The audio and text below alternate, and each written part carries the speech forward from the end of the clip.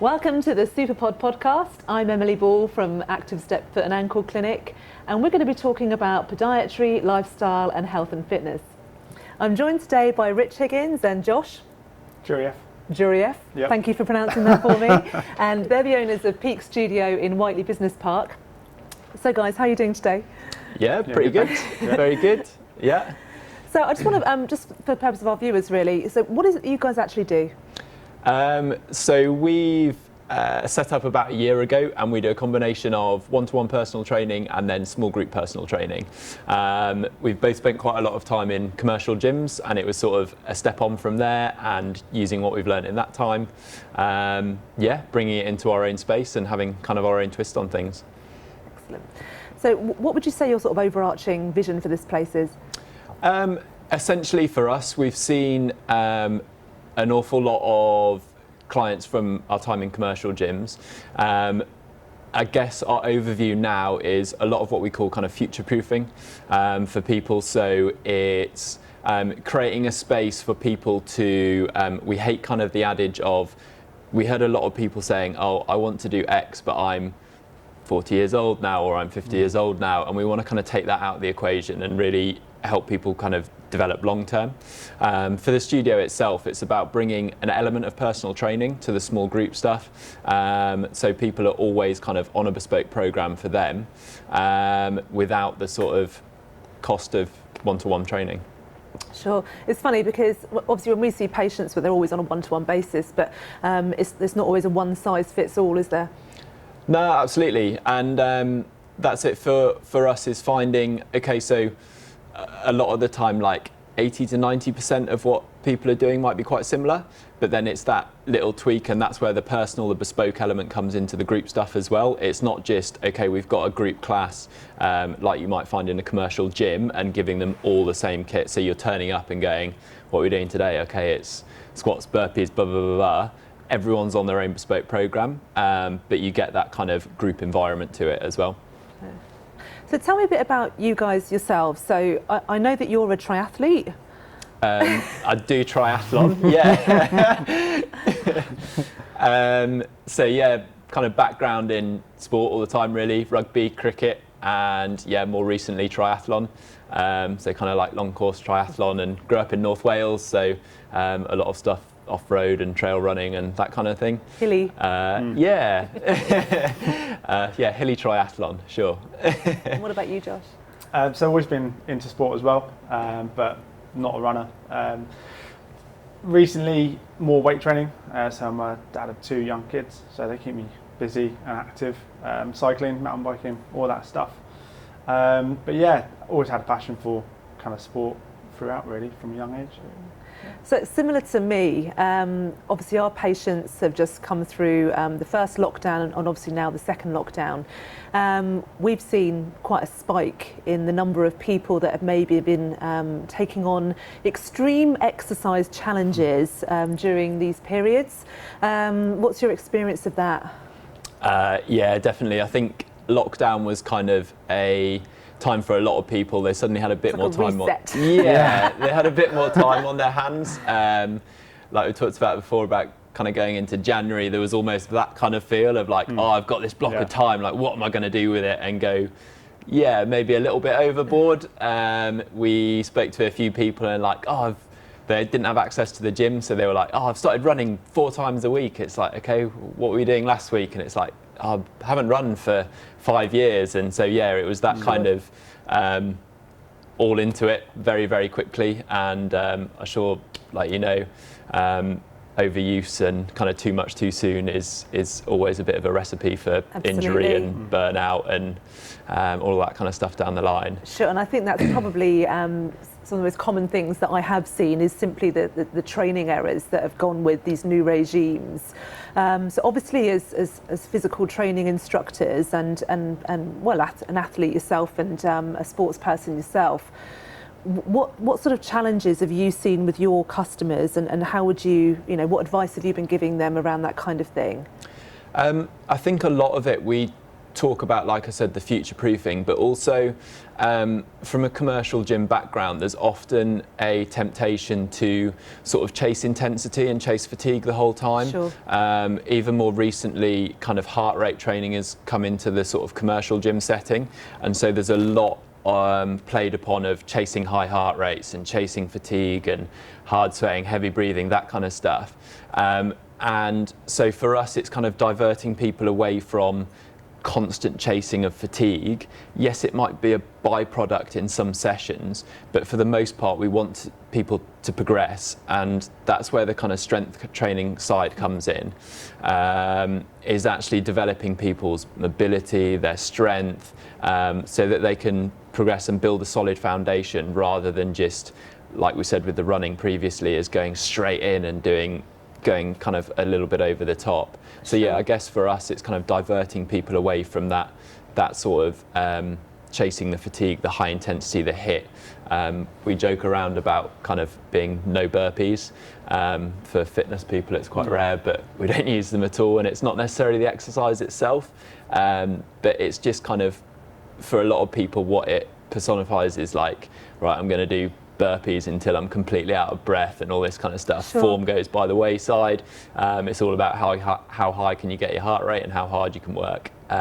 And like you said, that's not the one size fits all for everyone. And I think, you know, I personally have been one of those people, I think. Sure, we've all done it. We've all done it. But I think what I would say is there comes that sense of achievement when you feel like you've sweated, or that you've run 10K or hit some kind of numerical goal, which isn't necessarily good for your body. And I think one thing I've certainly seen with our clientele, and I'm probably more talking specifically running, because that seems to be the thing that most people have taken up. Yeah. I suppose because they haven't been able to get to gyms or join exercise classes and things, so it is primarily running. Is the common question that I get is how can I minimise my risk of injury while still trying to achieve my goals? And the advice that I give is, well, the best thing you can do for yourself is to build that base, build that strength and that mobility that will enable you to adapt to a good form of running, because it's really difficult to maintain good form if you're not strong. I don't know if you find that, but...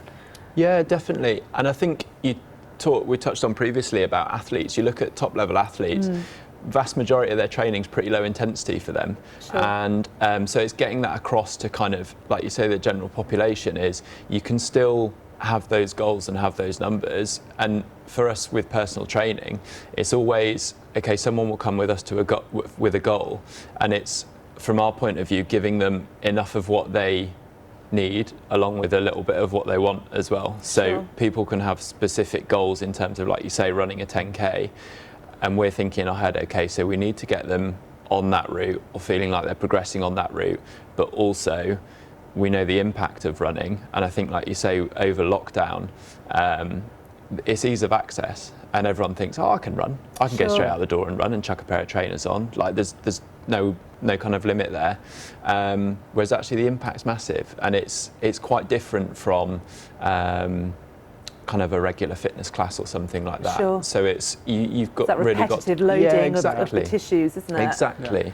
I mean, it's always a good way to speak to people. Is we say about running is like, okay, you look at a mile and say you're taking 1 meter per stride, whatever it might be, just for numbers. It's like, okay, well that's 1,600 little plyometric lunges that you're doing over and over again. If you do 1,600 reps of something in the gym and there's underlying issues there, then you can see problems arising. Sure. So another thing that I see that's quite common is that people think that by doing hundreds of squats, that's going to make them strong for running. But actually, it's the single leg stuff that's really important when it comes to running. But you can't do single straight away, can you? You need to kind of build up from doing double leg stuff and work through, like you said, to plyometrics, where you're in this propulsive kind of exercise to mimic the loads that you're transmitting with running. So with your clients, you obviously have this quite structured sort of program and then their goals in mind. What would you say to somebody that literally is running every day? Like we said about chasing kind of intensity over and chasing that fatigue, is it's not a long-term option. Yeah. We've seen it time and time again. I'm sure you've seen it time and time again. It's not a long-term way to progress.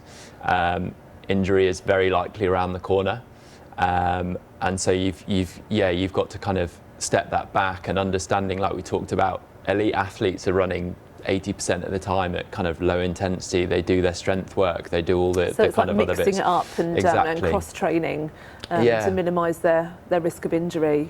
Yeah, exactly. And I mean, Josh can talk from kind of a sports therapy background as well on that side of stuff. Yeah, for sure. I think it's mitigating the risk as well.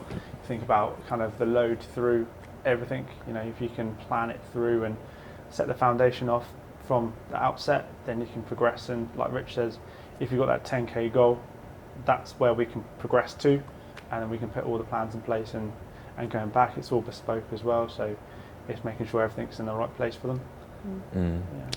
You often get with kind of endurance athletes, there's that what they call junk miles, is that constant kind of training in a grey area where you're kind of pushing hard but not really that hard. It's kind of every time you're going out the door you're kind of chasing a time. It's like miles for the sake of miles. Yeah, exactly. Yeah, and then that not quality. Not quality. Yeah, exactly. Like you say, Slogging it out.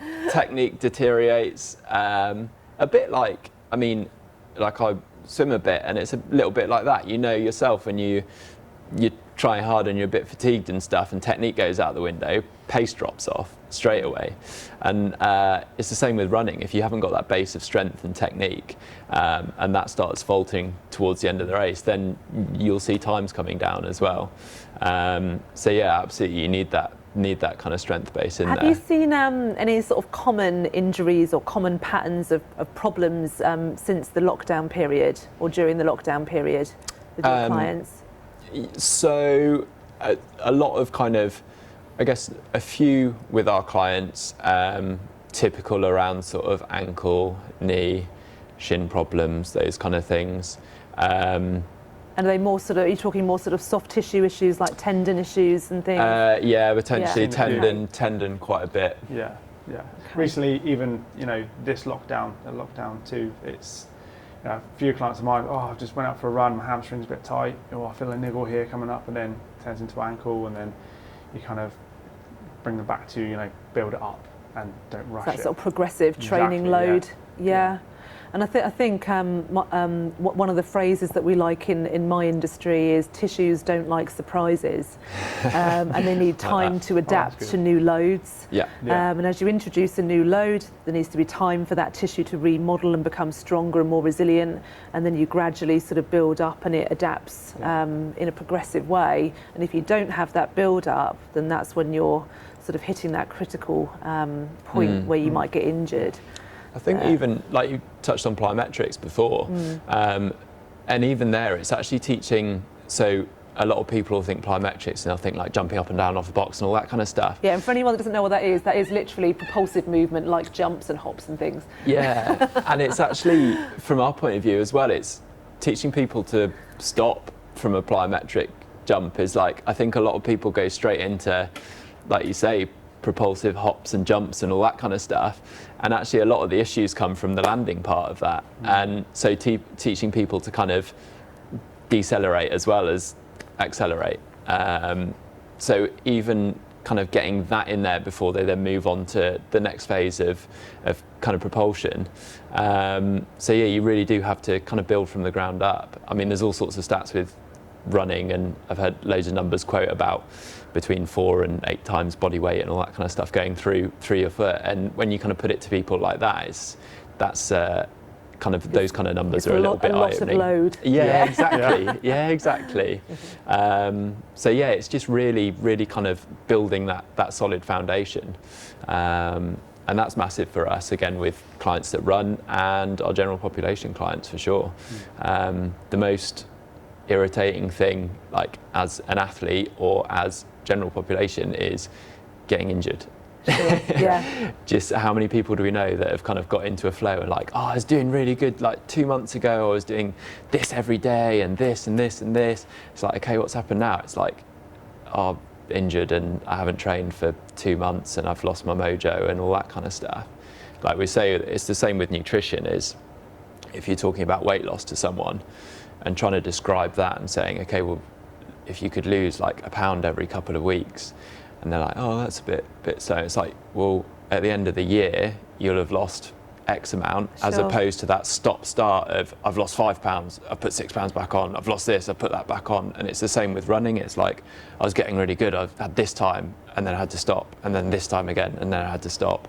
And I think as humans, sometimes we kind of need that quick feedback, that quick win to keep our motivation going, but it's not necessarily sustainable, is it? Exactly. And that's kind of for us where we come in as coaches, is keeping people engaged in, like we say about chasing progression in training. So you touched on before about going from double leg movement to single leg movement. Like every exercise has got a continuum on it. So a movement might be a squat. There's all sorts of ways that you can load and progress that.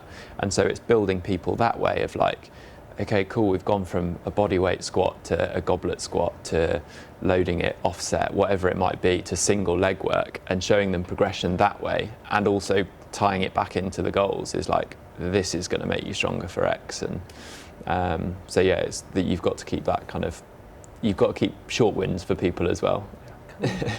So we're obviously going into Christmas, where a lot of us may overindulge slightly, which might affect our ability to keep a few pounds off. You know, we might put on a few pounds, and inevitably we're all going to probably want to jump on the bandwagon of getting fit and shifting it after Christmas. So what advice would you give anybody that's listening today, that's maybe thinking, do you know what, new year, I'm gonna set myself a new goal of whether that's losing some weight or running a marathon or simply just starting a new regime of some description. What advice would you give them? I mean, plan it really. So take it step by step and just think what you want to do and then go from there.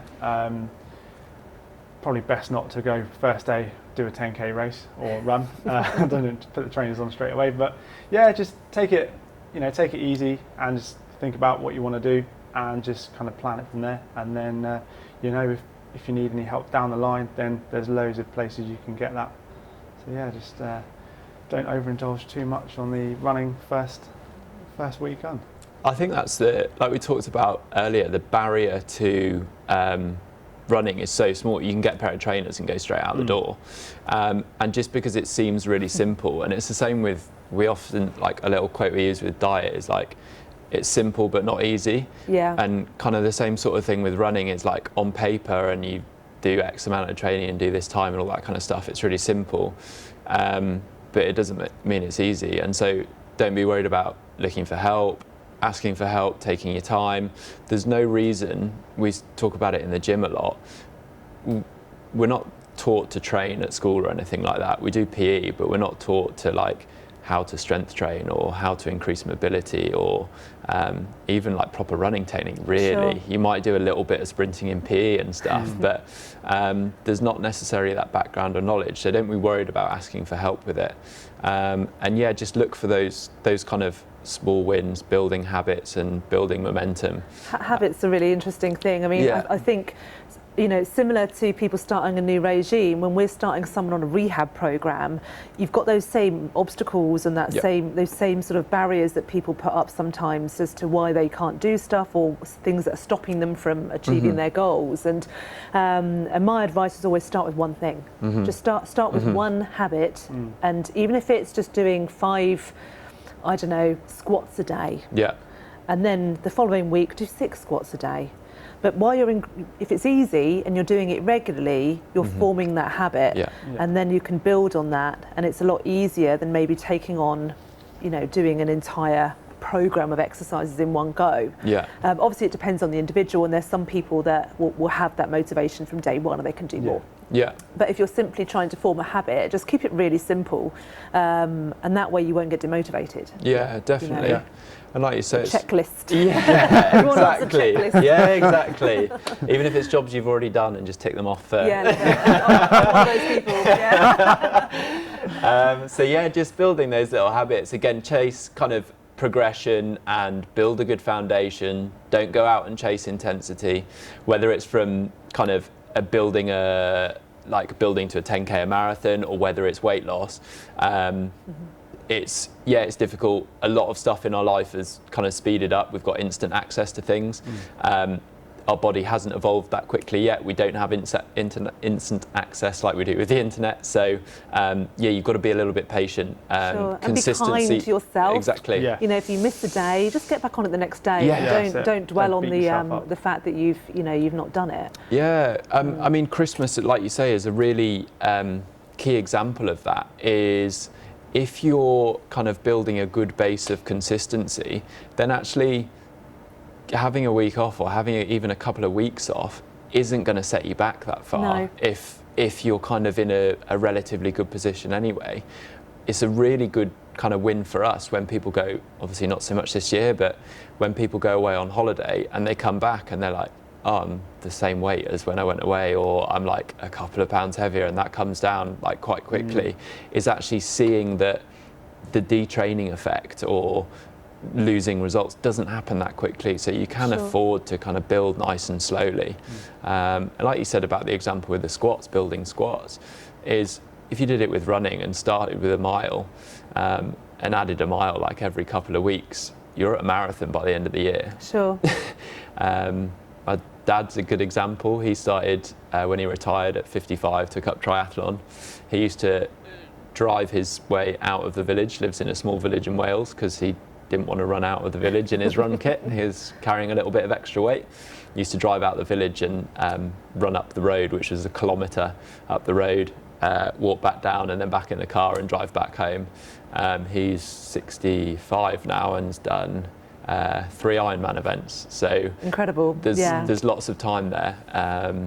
You don't need to rush it. Sure. I have a similar story myself, because I took on the challenge of London Marathon last year, which was absolutely ridiculous. I don't even know. I was just sat there and I didn't get in the ballot and thought, oh, I'll sign up anyway. I hadn't long had my 3rd child. Wow.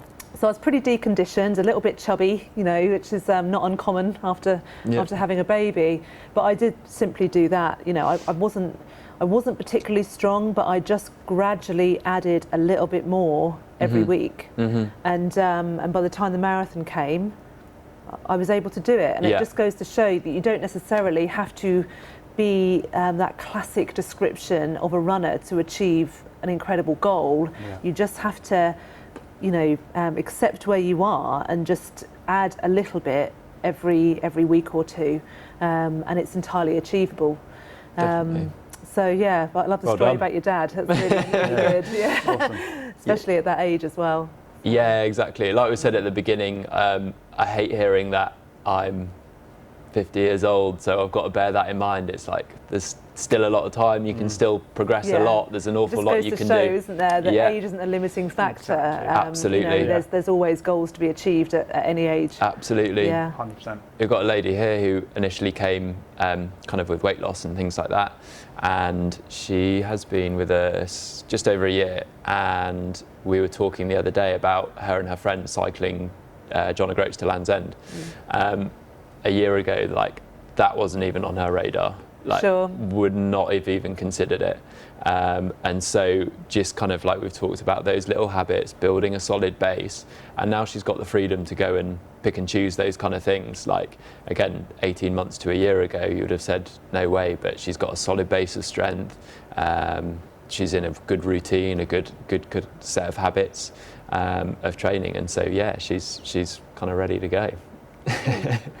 Any other top tips that you'd like to give our listeners today? Top tips. Have you got any top tips, Rich? What would I say? I think like you said about the kind of mental side of it is really important. Always address exactly what it is that you want. We get a lot of that when people come in and they've sort of got goals in their head, but it's maybe something that actually they've got from somewhere else. And they're saying, I want to be X, I want to be at this weight, whatever it might be, and actually have a proper think about what it is you want, what that would do to you. So say for example someone comes in and I want to be this weight or I want to run this, it's like, okay, cool, well, why, what's the reasoning, what's the background, all of that kind of stuff. because there's tons of stuff you can do out there for exercise. Like there's plenty of options. Like we get people all the time come and go, I want to get fitter and do this, but I don't like whatever it might be. I don't like doing that. I don't like doing burpees. It's like there's loads of other options. So find a routine and find those habits that kind of fit you and fit your lifestyle. I like what you said about being clear about what the actual goal is. Yeah. Because similar to you guys, people will come and see, people like me with a problem, and the first question I ask is, what's the reason you've come to see me? Yeah. And they say, oh, my foot hurts, or whatever it might be. And I say, okay, what's the real reason you've come to see me? And it's because it's actually stopped them from doing something that they love, or something that makes them feel a certain way. Yeah.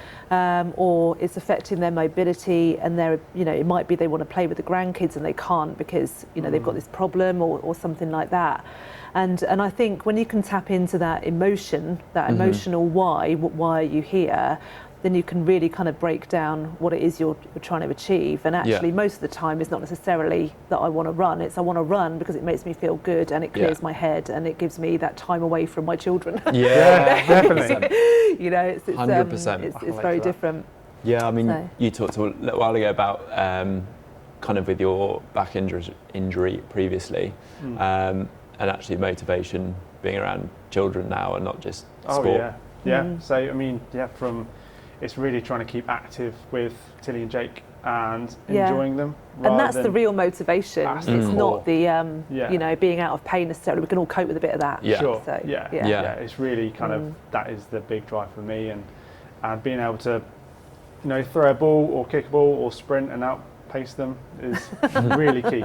It's very competitive dad. I think the consistency over intensity, all of these, I mean, from our point of view, from fitness, and I'm sure you get it in kind of your world as well, all of these sort of gimmicks and quick fixes and things like that, if they worked, we'd be using them. And we wouldn't need people like you and I, would we? Yeah. We want the best results for our clients, and it's in our kind of benefit to do it in the most time efficient way. So if it was something that worked and was kind of really sustainable, we'd be doing it.